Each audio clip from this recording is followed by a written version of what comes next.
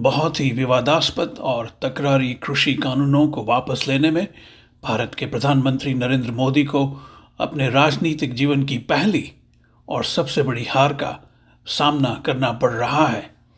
ये पहली बार हुआ है कि इस प्रधानमंत्री ने किसी विफल नीति को लेकर देश की जनता से माफ़ी मांगी हो। इन कृषि कानूनों के खंडन के वायदे से भारत की राजनीति पर और विशेषकर उत्तर प्रदेश और पंजाब में होने जा रहे चुनावों पर क्या असर हो सकता है, ये जानने के लिए मैं इंशायर रिपोर्ट्स ने दिल्ली स्थित मंझे हुए वरिष्ठ पत्रकार और लेखक संजय कुमार सिंह से बातचीत की। अ, ये इंटरेस्टिंग बात हुई कि हम उस दिन के बाद मिल रहे हैं जब भारत की राजनीति में एक, जैसे मानिए, एक भूकंप सा आ गया हो। कृषि कानून वापसी के पीछे राजनीतिक मकसद की बात करना मैं चाहूंगा आपसे। पहले तो जाहिर बात है, ये लोग मानते हैं कि ये उत्तर प्रदेश और पंजाब के चुनावों को ध्यान में रखते हुए किया गया। आपको क्या लगता है? बिल्कुल। लेकिन नरेंद्र मोदी का जो कार्यशैली है उसमें कुछ छिपा हुआ नहीं होता है और वहाँ ये हिचक नहीं है कि मैं कुछ करूंगा तो लोग क्या कहेंगे। उनको जो करना होता है वो करते हैं और ये बहुत क्लियर है कि वो इलेक्शन को ध्यान में रखते हुए किया गया है। और अभी अमरिंदर सिंह, पंजाब में भी इलेक्शन भी हुआ है और अभी अमरिंदर सिंह ने कांग्रेस से जुड़कर चल रहा था, सब वो सब हुआ और अभी अमरिंदर सिंह ने ये कानून वापस लेने के बाद कहा है कि वो बीजेपी के साथ जा सकते हैं। तो क्लियर कट है। और पहले भी अमरिंदर सिंह बीजेपी के अमित शाह से शायद मिले हुए थे, तो तैयारियां तो थी। और ये इन्होंने जिस ढंग से किया है उससे ये भी समझ में आ रहा है, जैसे मतलब पार्लियामेंट के बाहर और एक पार्लियामेंट में जो कानून पास हुआ उसके बारे में ऐसे ग्रुप, एक धार्मिक मामले में एक धार्मिक फंक्शन था जिस दिन, उस दिन ये कहना कि हम वापस ले लेंगे कोई बहुत मायने नहीं रखता है। लेकिन जाहिर है उन्होंने पॉलिटिकल माइलेज लेने के लिए कहा है, इसीलिए उस दिन का उसीलिए उसको प्रकाश पर्व से जोड़ करके कहा। तो इसमें तो कोई डाउट नहीं है जी, बिल्कुल क्लियर है, बिल्कुल क्लियर है और वो भी नहीं छिपा रहे। जी बिल्कुल नहीं, वो उनकी आदत पहले से रही है, जो आपकी जो दिखता है वही है। बिल्कुल बिल्कुल बिल्कुल बिल्कुल बिल्कुल। जैसे जैसे उन्होंने इसमें इस बात का कोई मतलब नहीं होता कि पहले उन्होंने क्या कहा था या किसान आंदोलन को उन्होंने किसानों को कितना बदनाम किया, कितना परेशान किया। एक दो नहीं, 700 के करीब किसान मर चुके हैं, लेकिन उन्होंने किसी पे कोई अफसोस नहीं जताया और अब वो कह रहे हैं कि तपस्या कर रहे थे। तो मतलब कुछ समझ में नहीं आता है, लेकिन उनके वोटर्स जो है वो खुश है और उनका काम हो रहा है तो इसलिए वो कर रहे हैं। मुझे नहीं लगता कि गलत भी कर रहे हैं। कोई भी अगर उनको वोट चाहिए, टारगेट वोट लेना है, इलेक्शन जीतना है और रिजल्ट मिल रहा है तो कोई भी क्यों नहीं करेगा, वो कर रहे हैं। तो गलती तो वोटर्स की है, वो तो ठीक कर रहे हैं अपने हिसाब से। जी, ये एक और से देखिए तो ये प्योर राजनीति है, उसमें ना कोई जज्बात है ना कोई नैतिकता की बात है, ये राजनीति की बात है। बिल्कुल, मैंने शर्म की बात यही है कि हमारी राजनीति इतनी खराब हो गई है। जी अगर हम ये रोते रहे कि 50 साल कांग्रेसियों ने राज किया, 50 साल एक परिवार का राज रहा, अगर हम ये सब कहते रहे तो हमें ये मानना पड़ेगा कि उन्हीं ने बीजेपी जैसी पार्टी को या नरेंद्र मोदी जैसे नेता को प्राइम मिनिस्टर होने का मौका दिया। बिल्कुल। अगर कांग्रेस ने लोगों को पढ़ाया लिखाया शिक्षित किया होता, थोड़ी पॉलिटिक्स अच्छी की होती, तो शायद ये पावर में नहीं आ पाते। जैसे मुझे लगता है कि क्यों नहीं आरएसएस को बैन कर दिया जाना चाहिए था जब किया गया था, मतलब 47 के बाद या एटलीस्ट 75 के बाद।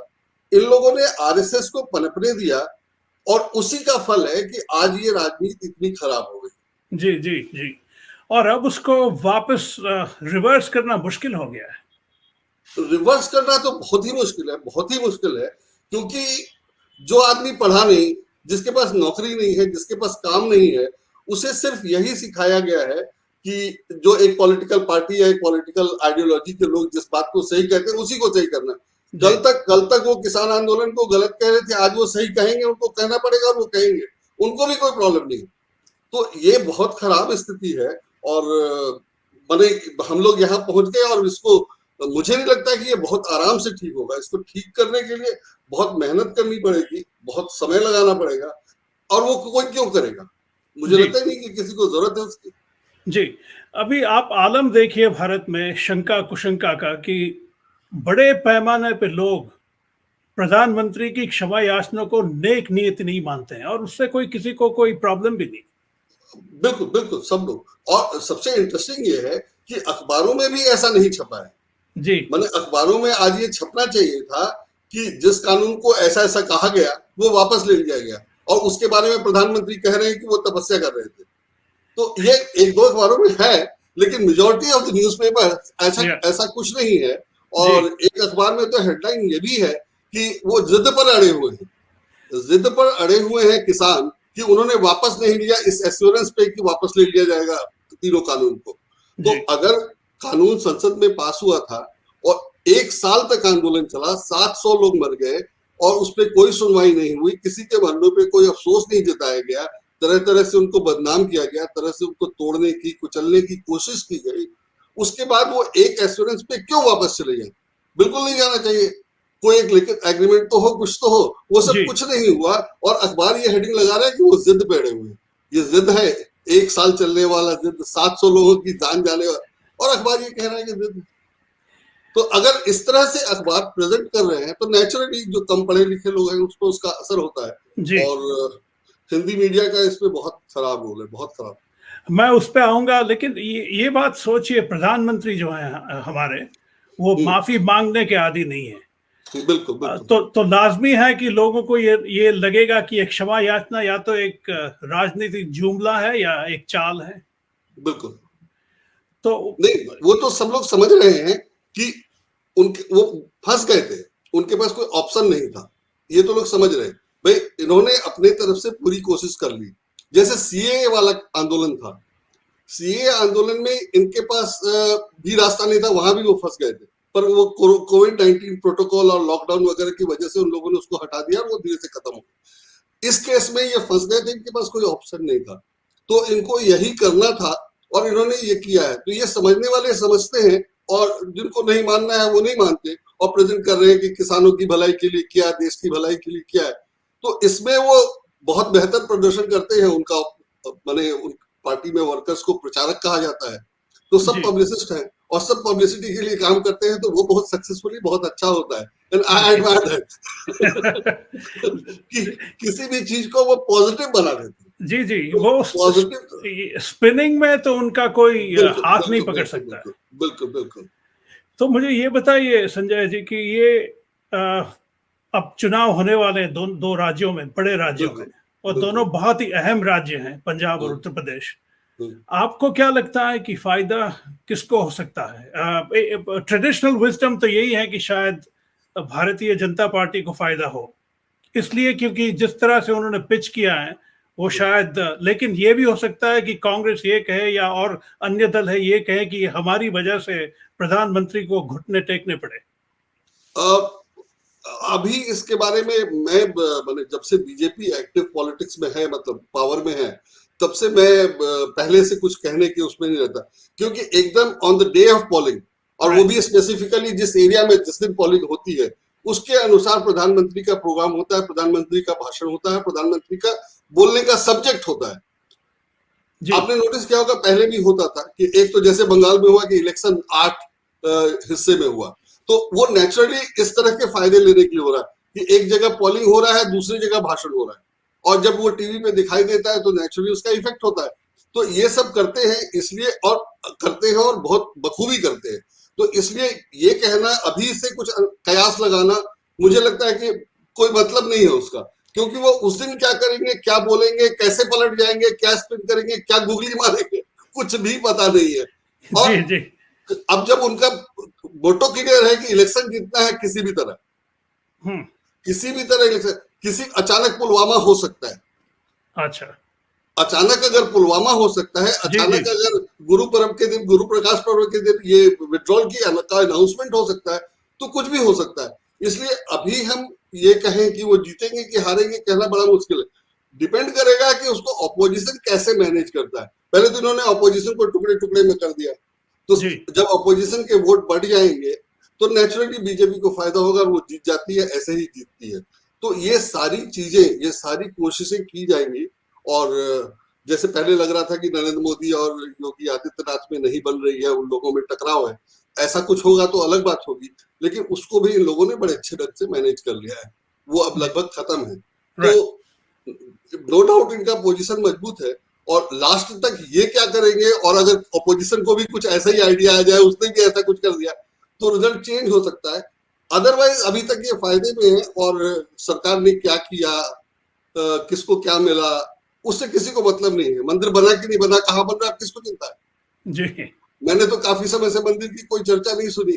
जी। भाई 2-3 साल में मंदिर बन जाना चाहिए था। सिमिलरली अगर मंदिर के लिए हम कंसर्न होते तो उसकी जमीन के लिए जो पैसा बर्बाद किया गया, ज्यादा महंगी जमीन खरीदी गई, उस पर कुछ एक्शन हुआ होता। पब्लिक को उससे भी मतलब नहीं है। जी। और बीजेपी वालों ने कह दिया कि जब आपने चंदा नहीं दिया तो आप पूछ क्यों रहे हो, हमारा मामला है। तो मतलब जिन लोगों ने चंदा दिया उनको पूछने का हक भी नहीं है, मतलब वो पूछ नहीं रहे हैं, दूसरे लोग पूछ नहीं सकते। तो जी।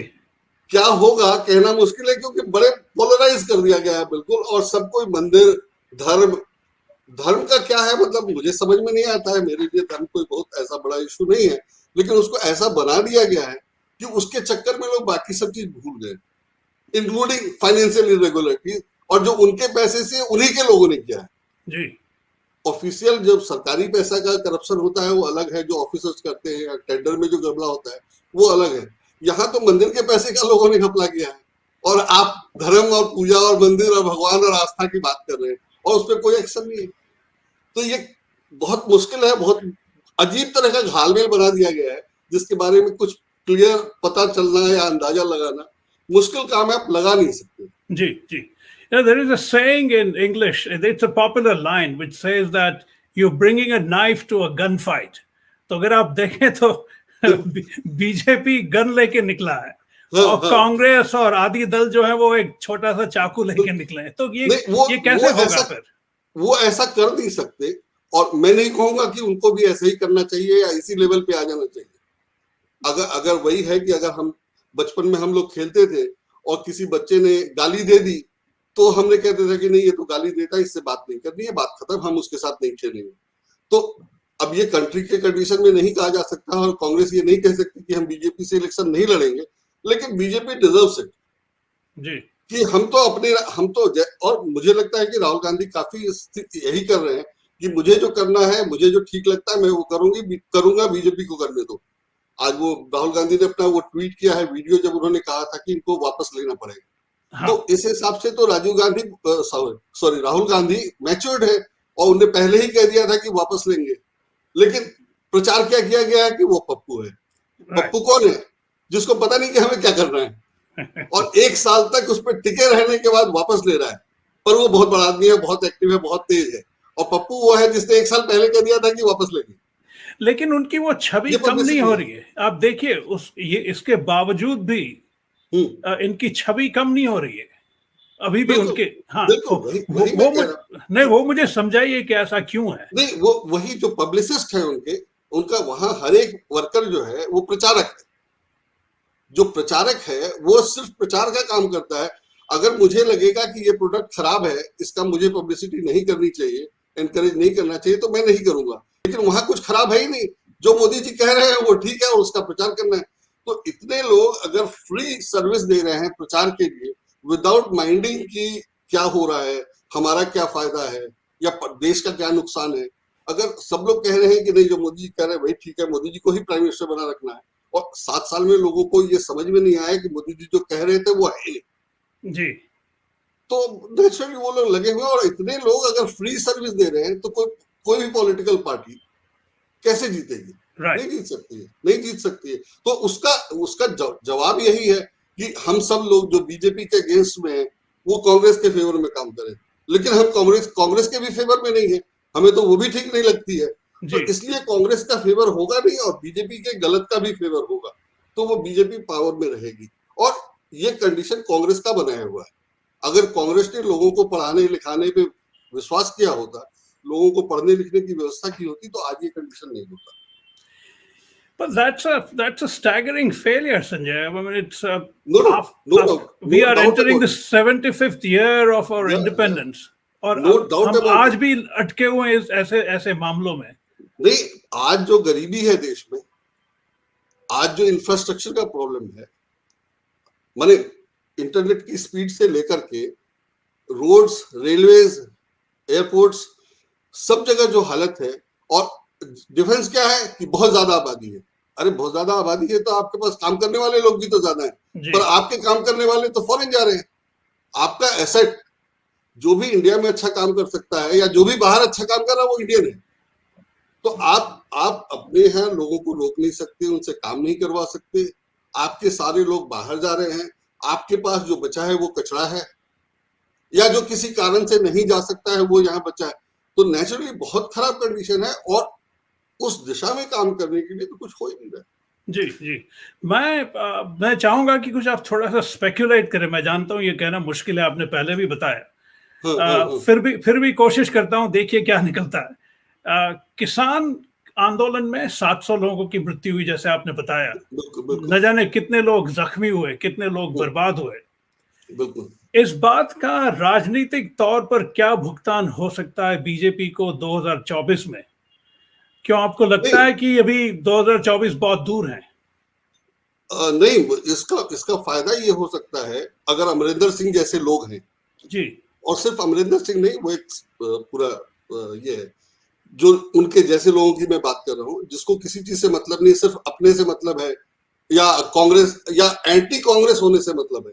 मान लीजिए कि वो कांग्रेस में थे और कांग्रेस ने उनको वो नहीं दिया जो वो चाहते थे, या उनको हटा दिया, तो उसका गुस्सा वो इस बात से निकालेंगे कि बीजेपी पावर में आ जाए, तो बीजेपी पावर में आ जाएगी। तो मुझे लगता है कि अगर 1924 में 2024 के इलेक्शन में अगर पंजाब में बीजेपी की सीट्स बढ़ जाती है पार्लियामेंट, तो कोई आश्चर्य नहीं होगा, हो सकता है बढ़ जाए। अच्छा। क्योंकि काम तो वैसा ही हो रहा है ना, काम तो वैसा ही हो रहा है भाई।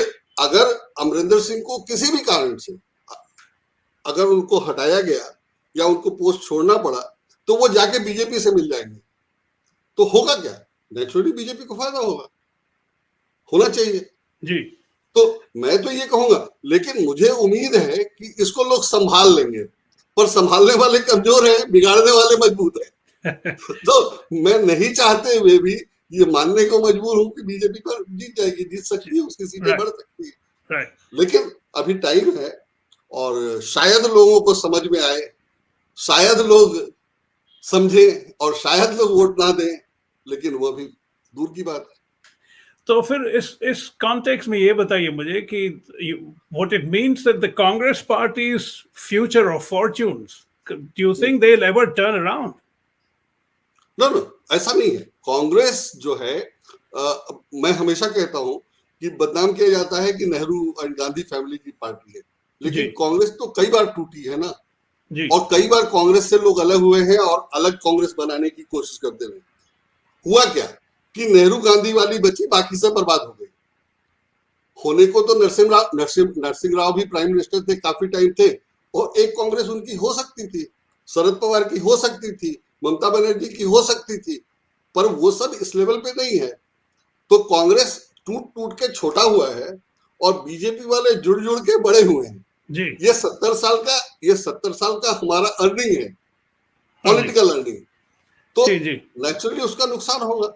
अगर 70 साल में हम सब लोगों ने, माने वो किसी एक पार्टी का काम नहीं था, वो as voter, as countryman, as citizen, हम ही लोगों का काम था कि हम देखते कि हमारी पॉलिटिक्स कहाँ जा रही है। भाई जयप्रकाश नारायण ने 1975 में इंदिरा गांधी का विरोध किया, दिया क्या?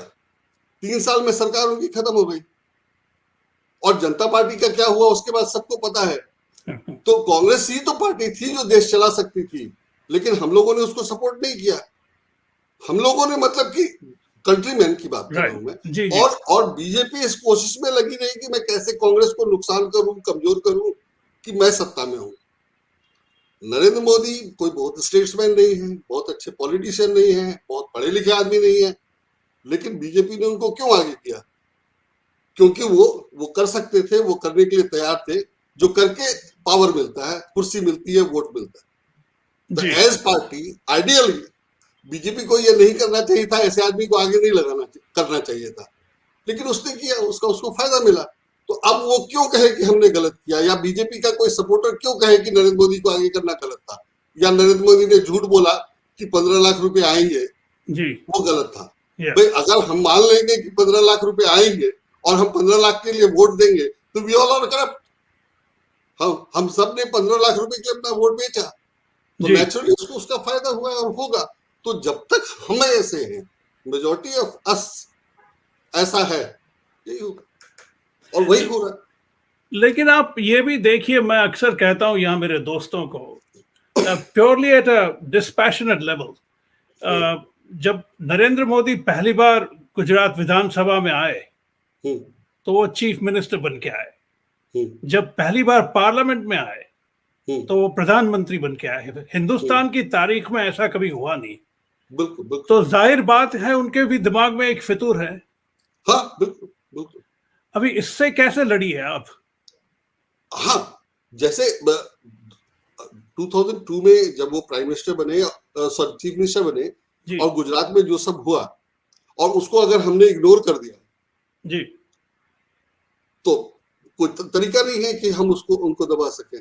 और जो सब हुआ, केस गवर्नमेंट हार जाएगी तो हाई कोर्ट में अपील नहीं होगी, जीत जाएंगे तो अपील होगी, एंड सो ऑन। बहुत सारा है। जो विटनेस है उसको आप पकड़ के जेल में बंद कर दोगे। एक दफा आपने उसको छूट दी थी, उसको उसके खिलाफ केस चलाने का परमिशन नहीं दिया था, और जब उसने आपके खिलाफ एकदम गवाही दी तो आपने उसको पकड़ के बंद कर दिया, उसकी गवाही नहीं हुई, वो 2 साल से जेल में बंद है। तो अगर आप इस ढंग से काम करेंगे, जितने भी कॉन्स्टिट्यूशनल ये है वॉचडॉग्स हैं, मीडिया तो छोड़ दीजिए, मीडिया तो बात की बात, आपने सबको मैनेज किया हुआ है और सब हो रहे हैं। जी दिक्कत सिर्फ मैनेज करने की नहीं है। सब मैं हो ये भी नहीं रहे कह रहा हूं कि वो मैनेज कर रहे हैं। अगर आप मैनेज हो जा रहे हैं, सिर्फ विनोद राय मैनेज नहीं हुए थे, सिर्फ विनोद राय नहीं, अरुण मिश्रा भी मैनेज हुए हैं, हाँ जी जो अभी एनएचआरसी के चीफ हैं। तो अगर आप रेडी हैं कि हमें कुछ दे दो, हमें हमारा इनाम दे दो, हम कुछ भी करेंगे, जो बोलोगे वो करेंगे।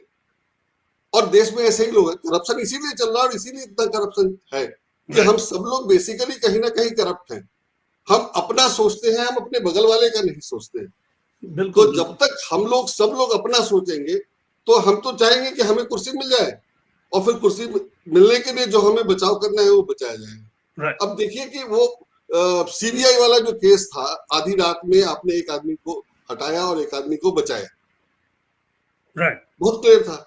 और उस आदमी को आपने फिर बढ़िया इनाम दे ही दिया, सुप्रीम कोर्ट के कहने के बावजूद। तो वो एक आदमी के कहने से नहीं हो रहा ना, सब लोग मिले हुए और बिल्कुल एवरीबडी इज सपोर्टिंग। राइट अगर मैं कुछ करना चाहता हूं और सब लोग मुझे सपोर्ट कर रहे हैं तो मैं क्यों मानूं कि मैं गलत हूं? जी जी मैं एक चोर को कह रहा हूं कि नहीं ये सबसे ईमानदार है, और सब लोग कह रहे हैं हाँ जी हाँ जी हाँ जी, तो वो चोर कैसे है? वो तो है ही नहीं। एग्जैक्टली यही स्थिति है कि वो आदमी जिसको जहां बनाना चाहता है, जहां बिठाना चाहता है, वो बिठा लेता है, क्योंकि उसने कुछ सेटिंग्स कर रखी है और इस तरह से उसकी सेटिंग बढ़ती जा रही है डे बाय डे।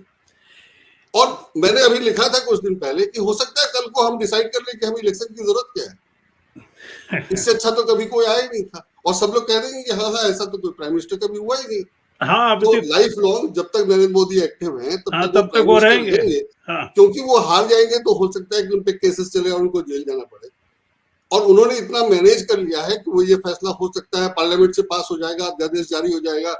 प्रेसिडेंट क्यों साइन कर देते हैं अध्यादेश इतने ज्यादा?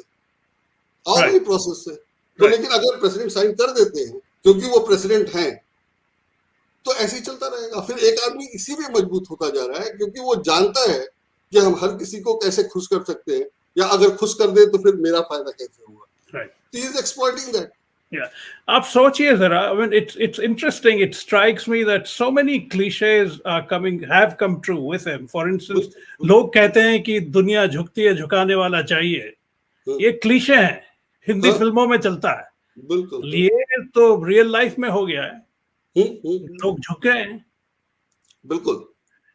लेकिन वो बहुत कम है और उसका कॉस्ट जो है, माने एक आदमी पे अगर उसको पकड़ के एफआईआर कर दिया, एफआईआर बिल्कुल गलत, जो 10 दिन 20 दिन के बाद छूट जाता है, 10 दिन 20 दिन में जमानत हो जाएगी, लेकिन 20 दिन जेल में रहने का जो ट्राउमा होगा, खास करके 20 साल के लड़कों को, 25 साल के लड़कों और लड़कियों को, जिन लोगों को पकड़ के बंद किया गया, राइट। क्या आप उम्मीद करते हैं कि वो आगे कभी देश हित में कोई बात कर पाएगा? जो करेगा वो बहुत मजबूत हो जाएगा, नो डाउट अबाउट दैट। जी। लेकिन जो डर गया, जिसको जो ट्राउमा मिला, उसके पेरेंट्स ने, उसके रिश्तेदार ने, क्या जरूरत है यार, तुम क्यों ये करने गए? सबने यही तो कहा होगा। हजारों रुपए खर्च हुए होंगे वो अलग, हाँ। सब लोग परेशान हुए होंगे वो अलग, तो कौन ये करेगा? फादर स्टेन स्वामी 89 ईयर्स में जेल में रह गए और अभी भी ऐसे कई हैं, कोई देखने वाला नहीं है, और हम कहेंगे उनके लिए बोलने वाला भी कोई नहीं। बिल्कुल।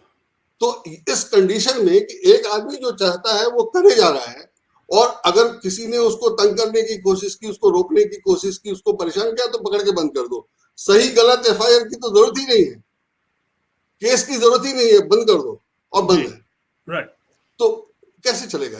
Yeah. और ये हो रहा है, और ये हो रहा है, एक दो नहीं, कई एग्जाम्पल है। बिल्कुल बिल्कुल। To shift gears a bit, पूरे किसान आंदोलन के दरमियान आप देश के मीडिया को, खासकर हिंदी मीडिया को, किस नजरिए से देखते हैं? और मेरी मुराद दोनों प्रिंट और टेलीविजन से है। बहुत खराब, बहुत खराब।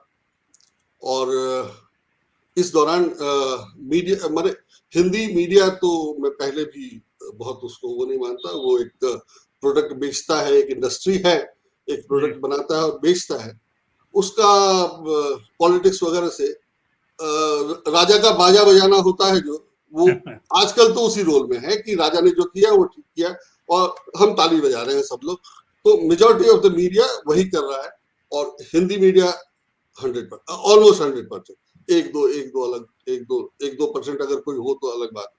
तो पूरे इसमें, और जिन लोगों ने अच्छा काम किया वो मीडिया से बाहर आए हुए लोग हैं, जिन्होंने इंस्टीट्यूशनल मीडिया को छोड़ दिया, इंडिपेंडेंटली लोगों ने अच्छा काम किया है। कई जर्नलिस्ट हैं जिन्होंने अच्छा किया, अच्छा लिखा, उनको जेल में भी बंद कर दिया गया, वगैरह वगैरह, कई लोग हैं। तो मीडिया का रोल तो किसान आंदोलन के दौरान बहुत ही खराब था। और जैसा कि मैंने आज कहा कि आज हेडिंग है कि अभी भी जिद पे अड़े हैं। ये कहना कि किसान जिद कर रहे हैं, अभी भी जिद पे अड़े हैं, तो आप समझ लीजिए कि पहले वो क्या कह रहा होगा। जी जब जी। आज वो लिख रहा है कि अभी भी जिद पे अड़े हैं, तो पहले वो क्या कह रहा होगा। तो अगर मीडिया का ये रोल है कि किसानों को कंप्लेंट था कि भाई ये ठीक है, सबसे पहले तो आपको कानून बनाने की जरूरत क्या थी? मांग तो किसी ने की नहीं थी। यू थॉट कि it is good, it is required, तो आपने बना दिया, जैसे जैसे पास करा लिया मेजोरिटी के दम पे। जब आपको कहा गया कि we don't need it, it is not required, तभी आपको कहना चाहिए था लेट्स डिस्कस। दूसरा तो कोई चारा ही नहीं था ना, कोई तरीका ही नहीं था। तो वो आंदोलनजीवी है, आतंकवादी है, और सब मीडिया ने भी लिखा, सब मीडिया ने भी छापा। तो मीडिया तो मतलब शर्मनाक है, बिल्कुल बंद कर देना चाहिए। मेरा बस चलता तो मैं ताला लगवा देता कि कोई जरूरत नहीं है इनकी, शट डाउन। कोई जरूरत नहीं है अखबारों की, ये सिर्फ नुकसान कर रहे हैं, कोई फायदा नहीं कर रहे। तो आपको कोई उम्मीद नजर नहीं आ रही मीडिया में? मीडिया से तो मुझे कोई उम्मीद नहीं है। मीडिया पहले भी कुछ अच्छा नहीं था, और अगर मीडिया से कुछ काम कराना है तो बहुत स्ट्रिक्टली उनको बहुत डंडा चलाना पड़ेगा, जो मुझे लगता नहीं है कि कोई चलवा पाएगा पॉलिटिकली। मतलब ऐसा कोई क्यों करेगा, क्योंकि उससे वोट तो मिलेगा नहीं। I don't want to personalize this, Sanjay, but हम और आप जैसे लोग कहाँ जाएंगे, जो old fashion, old school journalist हैं, जो अक्सर फैक्ट्स पे जाते हैं, आइडियोलॉजी पे नहीं जाते, वो लोग कहाँ जाएंगे? मैं ट्रांसलेशन करके कमा रहा हूँ। मीडिया से तो पैसा नहीं, मैं घोस्ट राइटिंग करके कमा रहा हूँ। मुझे रिपोर्टिंग से तो पैसे नहीं मिले जी। और मैं जब आया था हिंदी जर्नलिज्म में, तो ऑप्शन था मेरे पास, मैं इंग्लिश में मैं ट्रांसलेशन करता हूँ तो मैं इंग्लिश में भी जा सकता था, लेकिन मुझे लगा कि नहीं, मैं हिंदी में रहना चाहिए और हिंदी में जरूरत है मेरे जैसे लोगों जी। एक्सप्रेस ग्रुप का हिंदी अखबार में था, उसमें मैंने वैकेंसी निकली, मैंने अप्लाई किया, मेरे से सिलेक्ट किया गया, मैंने नौकरी करता रहा। वहां आके ही मुझे लग गया कि I am not fit for this. अच्छा। वहां आके ही मुझे लग गया, जबकि वो बेस्ट अखबार था और उन दिनों तो बेस्ट था ही। जी, लेकिन जो एक एक्सपेक्टेड होता है हिंदी अखबार से, वो वहां मुझे नहीं मिल रहा था। अच्छा। और मुझे लगा कि और मैं दूसरी नौकरी नहीं कर सकता, तो मैंने ट्रांसलेशन चुना और मैं ट्रांसलेशन करके चल रहा हूँ।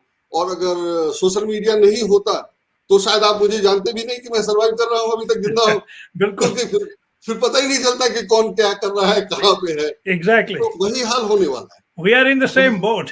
या आई नो दैट कि हम जो करेंगे वो फाइनेंशियली वायबल नहीं होगा। बिल्कुल। और फाइनेंशियली वायबल होने के लिए जो करना है, ऐसा नहीं कि don't know that, financially viable होने के लिए क्या करना है वो ऐसे पैसा आता है, हाँ, लेकिन वो हम करेंगे नहीं। बिल्कुल बिल्कुल। तो अच्छा, इसलिए इसलिए मुझे लगा कि मेरा बहुत पहले से प्लान था कि मैं एक प्रिंटिंग प्रेस चलाऊं। मैंने रामनाथ गोयनका के बारे में पढ़ा था कि हाँ, उन्होंने कहा था कि मैं बिल्डिंग से किराया आता है, उससे मेरा अखबार चलता है, मुझे एडवर्टीजमेंट की जरूरत नहीं। तो सिमिलरली मैंने सोचा कि भाई बिल्डिंग तो अपनी हो नहीं सकती इतनी कि किराए से एक बार चले, तो मैंने सोचा कि अगर मैं एक प्रिंटिंग प्रेस चलाऊं जो फाइनेंशियली वायबल हो और उसके जी, खर्चे से अखबार निकले तो बड़ा अच्छा होगा। राइट, उसी बीच मुझे जनसत्ता में नौकरी मिल गई तो मैं दिल्ली आ गया। यहाँ आके मुझे पता चला कि छोटे अखबार और हिंदी के अखबार को तो फिर वही माना जाता है कि वो पैसे वसूलते हैं और फिर मैंने जैसे तैसे काम चलाते हैं। तो मैंने कहा कि नहीं, छोटा अखबार तो निकाल नहीं सकते, बड़ा निकाल नहीं सकते, तो बात खत्म हो गई। तो जब आप अपना अखबार निकाल नहीं सकते, और उन दिनों जो बहुत अच्छा अखबार था नई दुनिया, हाँ, अपना इंदौर से निकलता था, बिल्कुल बिल्कुल। वो जिस ढंग से बिका और जो उसका हाल हुआ, तो उसके बाद तो हिंदी में तो कोई फ्यूचर नहीं, मुझे तो कोई फ्यूचर नहीं दिखता। अच्छा, it's very depressing. Very depressing. और जिसने खरीदा उसके बारे में कुछ बोलने की जरूरत नहीं है। और सभी जगह जी, इंडिया में सभी जगह 1 2 या 3 जनरेशन हिंदी से इंग्लिश हो गया। हाँ, हमारे बच्चे इंग्लिश बोलते हैं, मेरे फादर भोजपुरी बोलते थे, छपरा से हूं मैं, और मैं हिंदी बोलने लगा, मेरे बच्चे अब इंग्लिश पढ़ा और इंग्लिश बोलते हैं। जी, लेकिन जिस अखबार की मैं बात कर रहा हूँ जिसने नई दुनिया को खरीदा, वो अभी तक हिंदी है 3 जनरेशन से। क्यों? राइट, क्योंकि उसको वही उसका काम वहां चल जा रहा है, उसको कुछ नहीं करना। एग्जैक्टली, आप या समझ रहे हैं मेरी बात? तो बिल्कुल मैं ये बिल्कुल। कह रहा हूं कि जो अपग्रेडेशन होना चाहिए था, जो सबका हुआ, हम सब लोगों का हुआ, हम सब लोग भोजपुरी से या और छोटे दूसरे इंडियन लैंग्वेजेस से हिंदी और फिर इंग्लिश और फिर फॉरेन जा रहे हैं, अमेरिका जा रहे हैं, इंग्लैंड जा रहे हैं, जापान जा रहे हैं, सब लोग कर रहे हैं। वो वहां नहीं हो रहा है, वो वहां अच्छा, हिंदी चल रहा है। हाँ हाँ, और बिल्कुल। जो अच्छा था वो भी सर्वाइव नहीं कर पाया। तो बहुत बहुत खराब हालत है और मुझे कोई फ्यूचर नजर नहीं आता। हिंदी में तो बिल्कुल ही कोई फ्यूचर नहीं। अच्छा, अच्छा, दो बड़े फैसलों पर मैं आपकी सोच जानना चाहूंगा। एक तो धारा 370 का जो रद्द होना था, और दूसरा विमुद्रीकरण या नोटबंदी। तो पहले नोटबंदी की बात करें, क्योंकि हाल ही में उसके 5 साल खत्म हुए। बिल्कुल। तो ये सवाल शायद ठीक भी नहीं है। उसका क्या हासिल है, मुझे जरा बताइए आप। अरे मुझे लगता है कि किसी को बचपन में कह दिया जाता है कि अगर नोटबंदी हो जाए तो सारा ब्लैक मनी खत्म हो जाएगा, और black money is the only issue. ये किसी इमेच्योर लड़के को, बच्चे को बता दिया जाए और वो पावर में आ जाए, तो उसने बिना पढ़े, बिना किसी से बात किए, क्योंकि उसके बचपन में दिमाग में भरा हुआ था कि अगर हमने नोट बंद कर दिया तो सारे नोट चेंज हो जाएंगे, जो आएगा वो चेंज करने के लिए वो कैसे वाइट करेगा और सब रिकॉर्ड में आ जाएगा और सब कुछ ठीक हो जाएगा। राइट, ये बचपन में थ्योरेटिकली आपको किसी ने बता दिया, आपके दिमाग में ये बात बैठ गई, और आप जिस दिन पावर में आए उस दिन आपने इम्प्लीमेंट कर दिया। एक कंडीशन ये हो सकता है। राइट, दूसरा कंडीशन यूपी इलेक्शन है कि यूपी इलेक्शन उसी समय था, तो आपने नोटबंदी कर दी तो दूसरे पॉलिटिकल पार्टीज के पैसे फंस गए और आपने अपना इंतजाम कर लिया था, तो आपको फायदा हुआ, तो यूपी इलेक्शन से फायदा हो गया, आप जीत गए। नोटबंदी का जो पर्पस बताया गया था वो था नहीं। असल पर्पस यूपी इलेक्शन जीतना था कि ऑपोजिशन के पैसे फंसा दो और अपने तैयारी कर लो, और उसका बिल्कुल इलेक्शन में पैसे का तो खेल है, तो उसका फायदा हुआ और बीजेपी जीत गई। एक पोजीशन ये है। दूसरा पोजीशन मुझे लगता है कि फैक्ट वही है। दूसरा जो बताया गया कि नोटबंदी से ये हो जाएगा वो हो जाएगा, इंक्लूडिंग वेश्यावृत्ति रुक जाएगी, जी, तो वेश्यावृत्ति भी नहीं रुकी, बाकी तो छोड़िए, वेश्यावृत्ति भी उसी रफ्तार में उसी तरह से जारी है, तो कोई फायदा नहीं हुआ। तो मुझे लगता है कि नरेंद्र मोदी का जो स्टाइल ऑफ वर्किंग है, उसमें उनके दिमाग में ये बैठी हुई थी कि बंद हो जाएगा, अगर हमने नोटबंदी कर दी तो ब्लैक मनी खत्म हो जाएगा, उसका बहुत फायदा होगा। थ्योरेटिकली होगा भी, लेकिन उसको इम्प्लीमेंट करने के लिए प्लानिंग की जरूरत थी, जो उन्होंने कुछ किया नहीं, और राइट, किया नहीं इसलिए उसका फायदा नहीं मिला। लेकिन मुझे नहीं लगता कि वो इतने बेवकूफ है कि इतना सब बड़ा काम करेंगे और बिना फायदे करेंगे। तो फायदा असल में यूपी इलेक्शन था, जो उनको हो गया, जो उनका पर्पस था। राइट। तो नोटबंदी को मैं ऐसे देखता हूँ। अच्छा, और Kashmir, because I used to cover Kashmir for nearly 10 years at the height of the insurgency, in fact, 89 onward. अब क्या लगता है आपको, तो धारा 370 के जाने के बाद कुछ बदलाव आया है, या बात वहीं की वहीं है, या बिगड़ गई है? नहीं, बिगड़ गई है। धारा 370 हटाना, अगर आप कुछ भी काम करो, किसी को भी अफेक्ट करो, उससे बात करो, उसके 10-20 रिप्रेजेंटेटिव हो, उनसे बात करके करो, तो आपको भी पिक्चर क्लियर होगी और सामने वाले को भी लगेगा कि हाँ, मेरे ही लोगों ने मुझे भले धोखा दिया, लेकिन उनसे बात तो की गई थी। तो यहाँ 370 के केस में इनका पहले से था कि हम कर देंगे, और इन्होंने एक रात उठा और कर दिया। उसमें स्टेट को यूनियन टेरिटरी बना देना टेक्निकली बहुत ही अजीब मामला है, वो कर दिया। और कुछ लोगों का ओपिनियन ये भी है कि लद्दाख तक यूनियन टेरिटरी हो गया, चाइना बॉर्डर से लग रहा है, तो चाइना का जो अपोजिशन है या चाइना जो एक्शन है, वो सब उसी कारण है। लेकिन अगर हम उस डिटेल में भी ना भी जाएं, तो कश्मीर वैसे ही बहुत सेंसिटिव इशू था। 370 हटाएंगे इन्होंने बोल रखा था, ठीक है, पावर में आ गए तो एक्सपेक्टेड था कि हटा देंगे, वो भी ठीक है, लेकिन मैच्योरिटी ये थी कि उसमें जरा सोच समझ के प्लानिंग करके काम करते। इन्होंने जिस ढंग से हटाया, उसके ऑर्डर में टाइपिंग की और स्पेलिंग की 50 गलतियां थी, जिसको बाद में दूसरा ऑर्डर निकाल के ठीक किया गया। तो अगर काम करने का ये लेवल है, तो काम क्या होगा हम लोग समझ सकते हैं। तो उस काम से फायदा नुकसान क्या होगा, ये तो मतलब मुझे नहीं लगता कि सोचा भी गया है। करना था, हम करते हैं, हम बहुत मजबूत हैं, 56 इंची है, हमने कर दिया, और उसका फायदा तो कोई होना नहीं था, हुआ ही नहीं। माने जैसे अगर कश्मीर में जाके कुछ लोग बस गए होते, तो वो तो छोड़िए, पुराने पंडित जो 90s में आ गए थे, अगर उनको वापस बसाया गया होता, वो सा कुछ होता, वो भी नहीं हुआ। उसके लिए कोई कोशिश नहीं हुई। 2 साल तक उस पर कुछ बोला नहीं गया, कोई बात नहीं गई, ये पूरी तरह चुप्पी रही। और अब जो हो रहा है, वहां जो मारा जा रहा है, जो मर रहे हैं लोग और जो सब हो रहा है, उसकी खबरें नहीं छपती। 1-2 न्यूज़पेपर में खबर छपती है, बाकी इंक्लूडिंग अपना हिंदी मीडिया, मतलब किसी का तो रिपोर्टर ही नहीं है। पहले तो किसी अखबार का रिपोर्टर नहीं है कश्मीर में। जबकि 370 आपने तोड़ा था, तो हटाया था, तो आइडियली आपको 2 कॉरेस्पॉन्डेंट रखने थे सबसे पहले, कि अब वहां कुछ होगा। खबरें तो वही थी और है भी वहां, जो रिपोर्ट नहीं हो रही। तो किसी को कोई मतलब नहीं है, ना सरकार को, ना मीडिया को, ना पब्लिक को। जब पब्लिक में भी दूसरी पार्टी को कश्मीर की बात करनी चाहिए, कोई नहीं कर रहा। मुझे तो नहीं लगता कि कोई कर रहा है, और बहुत अगर कर रहा है तो बहुत कम है। जितना बड़ा इशू है उस हिसाब से कुछ नहीं हो रहा। और सिर्फ बंदूक के दम पे आपने वहां कानून व्यवस्था बना के रखी हुई है, और तो कुछ नहीं हो रहा है। और वो भी नहीं है, अगर गोलगप्पा बेचने वाला बिहार से गया, कोई गरीब आदमी वहां मार दिया गया, तो वो कोई अचीवमेंट भी नहीं है, और उसको आप बचा लेते तो क्या, कौन सा मुश्किल काम था, लेकिन उसको भी आप नहीं बचा पाए। तो बिल्कुल आउट ऑफ कंट्रोल है, और नुकसान ही हुआ है। कश्मीर में तो कुछ भी कंट्रोल में नहीं। वो लेकिन बीजेपी वाले ये भी तो दलील दे सकते हैं कि देखिए, जब धारा 370 थी, तभी भी अमन नहीं था कश्मीर में। अब नहीं है तो भी इतना कोई खास फर्क नहीं पड़ा है। तो हमारा जो मुद्दा था 30, 35, 40 साल से जो मानते आ रहे थे कि ये धारा को निकालना है, हमने, जैसे आप कह रहे थे, हमने निकाल दिया मजबूत एक इरादा करके। तो वही सोच है, तो इस सोच को तो कैसे आप फाइट कर सकते हैं? लेकिन इससे जो क्रेडिबिलिटी मिलती कि हम कुछ करते हैं, जो करते हैं वो सोच समझ के करते हैं, सही करते हैं, और उसका फायदा होता है। अगर आपने 4-5 गलतियां करी और एक काम भी सही कर दे, 5 गलती कर चुके तो सोच समझ के प्लानिंग करके एक अच्छा काम कर दे, तो आपकी 5 गलतियों को छोड़ा जा सकता है, वो छिप जाएगा।